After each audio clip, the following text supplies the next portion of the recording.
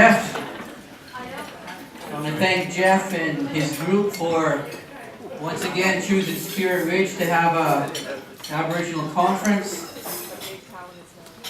It's very important that we support one another, not just with words. Because I find with Native people, one of our problems in Indian country, as we call it, is that we give the verbal support. And that's why I don't hang around most chiefs and council members. I like hanging around the business people.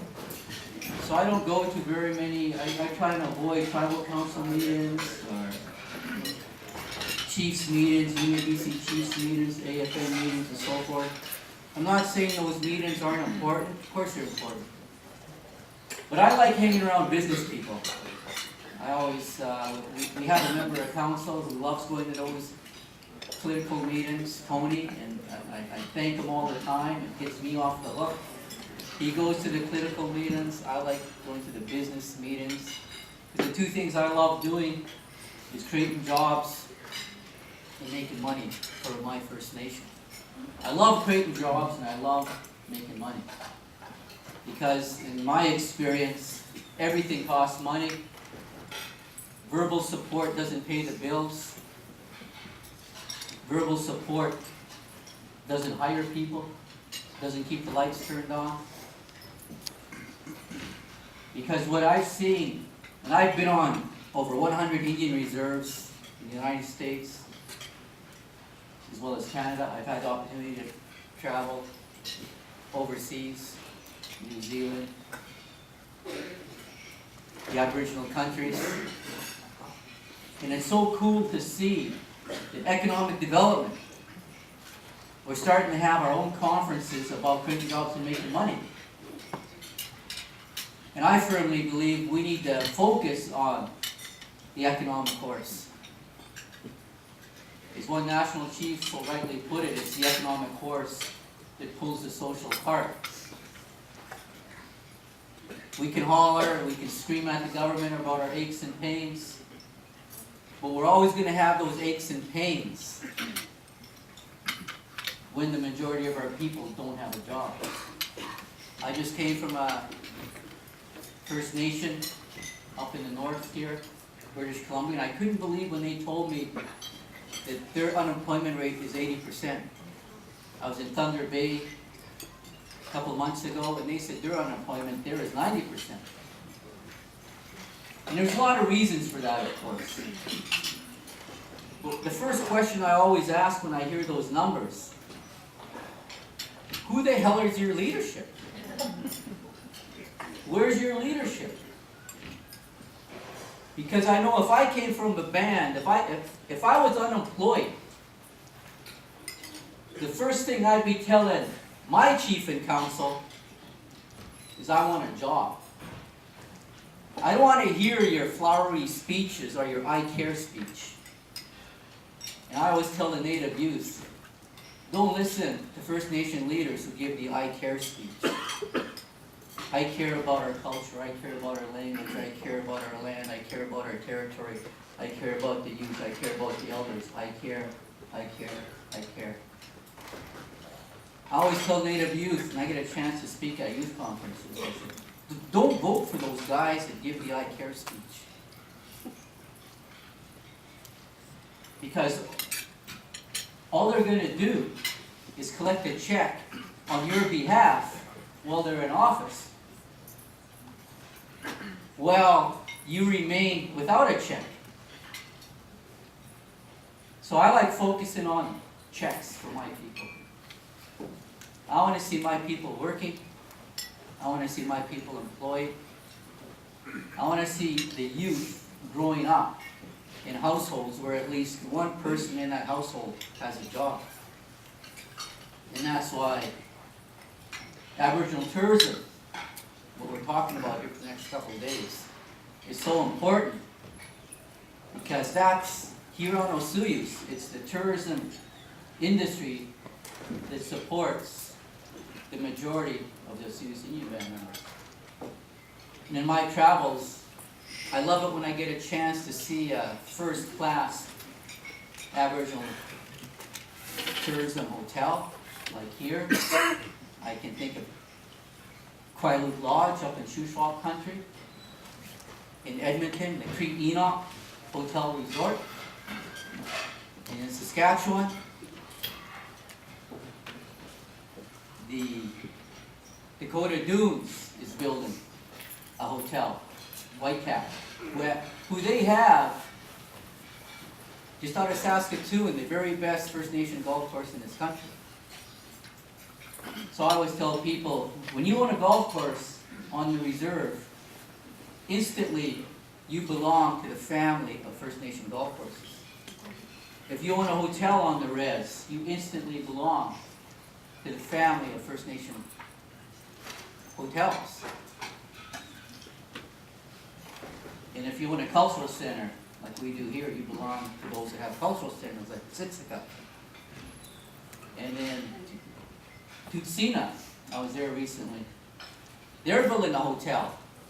And I always clap my hands and I praise the leadership when I see hotels being constructed, I see golf courses being constructed, anything to do with Native-owned businesses. That is so awesome. Because it's the economy that we have to make the #1 issue. Now, treaties are important, sure. Land claims are important. I'm not saying that stuff's not important. But white people always make the economy the #1 issue at election time. They always do. I'm starting to tell Native people, we got to make the economy the #1 issue on our First Nations. Because any First Nation that has unemployment rates that are in double digits, white people do not stand for their leadership, whether it's the mayors and councils, the provincial government, or the federal government. They do not stand for double-digit unemployment.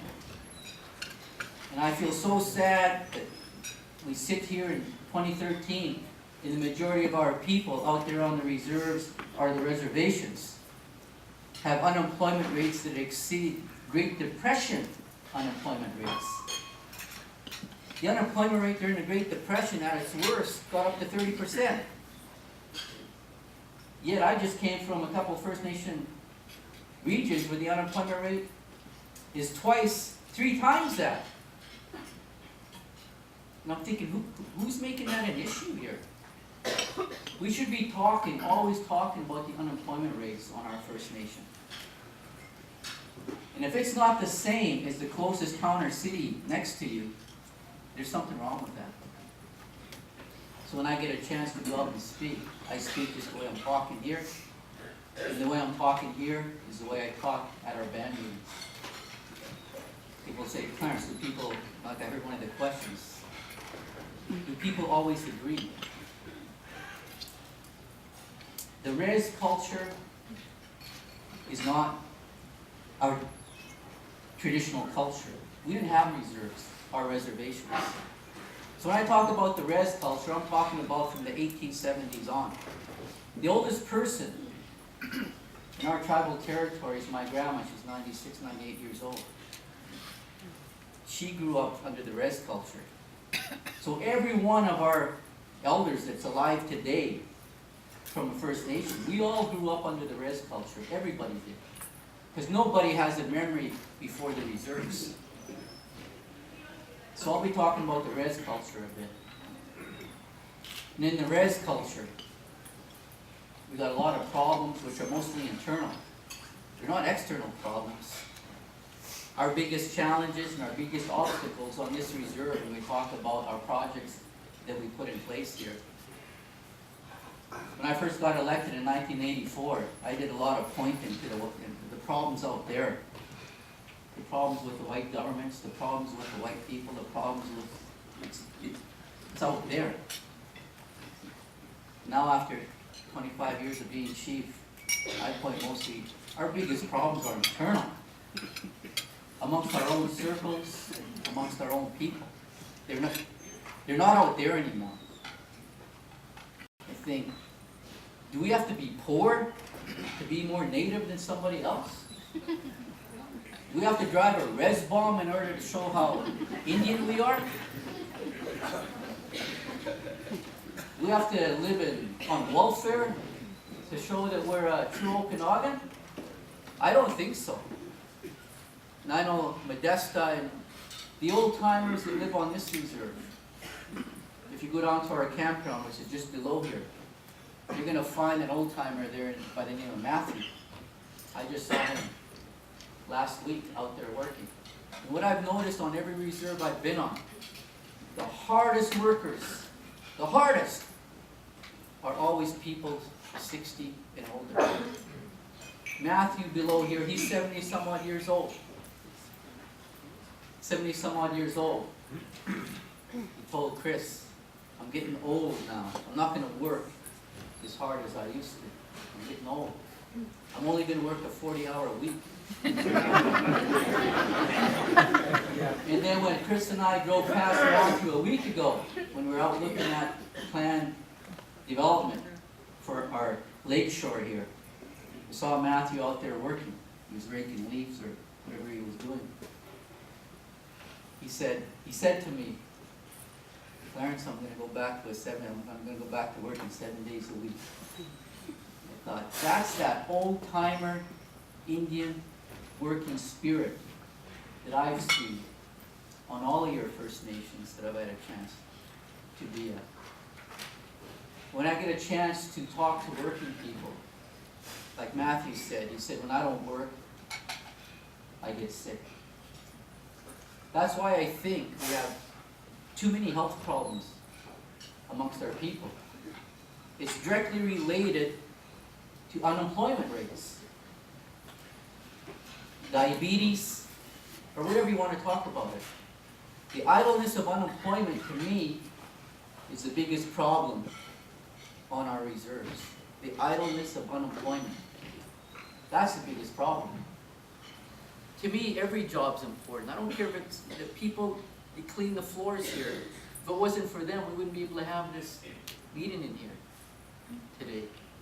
So I even argue with some of my own people about this issue. Every job's important. Some people say, well, we're only getting those type of jobs in that industry. But you know what? Just because you don't like that job, just because you might think it's beneath you, or it's beneath your standards, somebody in your community will say, I love that job. So I fight for every job on this res. Every job, to me, is important. Because it's that job that's paying the bills for that particular individual or that family. So with that, I want to thank again for all of you for being here. If you ever need anything, any information on any of our operations, we give it free of charge. We give all of our joint venture agreements free of charge, all of our contacts, all of our information. Because I want to see success amongst our people. I want to go to your reserve and spend some money. I want to go to your reserve and play your golf course or stay in your hotel. And we have a winery here, the only native winery. I always tell white people this. Drink more NK'MIP wine. That's how we'll get some of our land back one of these days. Thank you, everybody.